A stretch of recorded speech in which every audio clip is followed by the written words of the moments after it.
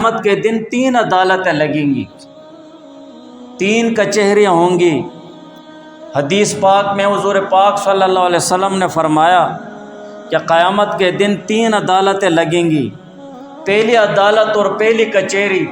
اور پہلی پیشی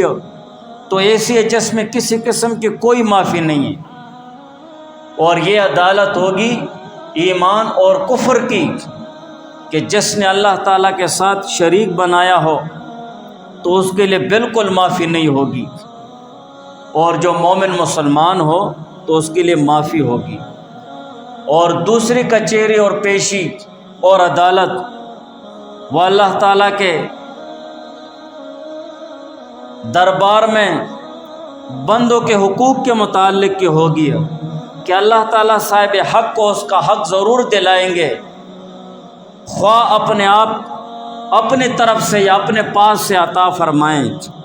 یا جس کے ذمہ حق ہے اس سے وصول کر کے جس کا حق ہے تو اس کو ادا فرمائیں۔ اور یہ جو دوسری عدالت ہے تو یہ بندوں کے آپس میں ایک دوسرے پر ظلم کی ہے۔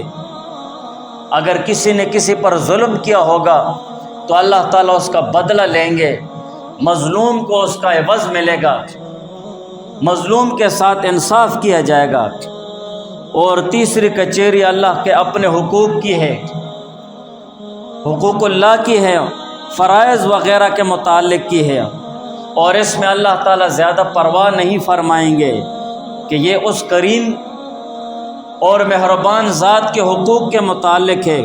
چاہے معاف کر دے یا مطالبہ کر دے۔ تو ہمیں اپنی قیامت جیسا سخت دن ہے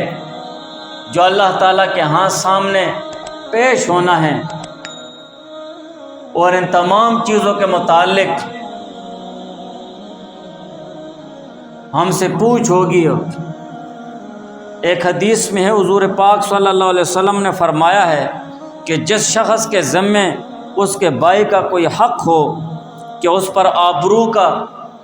یعنی اس کی آبرو ریزی اس نے کی ہو،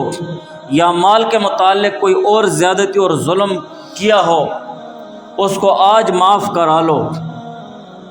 اس وقت کا آنے سے پہلے جس دن نہ دینار ہوگا نہ درہم ہوگا۔ جو ظالم ہوگا تو اس کی نیکیاں مظلوم کو دے دی جائیں گی، اور اگر نیکیاں ختم ہو گئی ہیں تو مظلوم کے گناہ ظالم کے سر پر بار کر دیے جائیں گے۔ تو قیامت جیسا سخت دن ہے،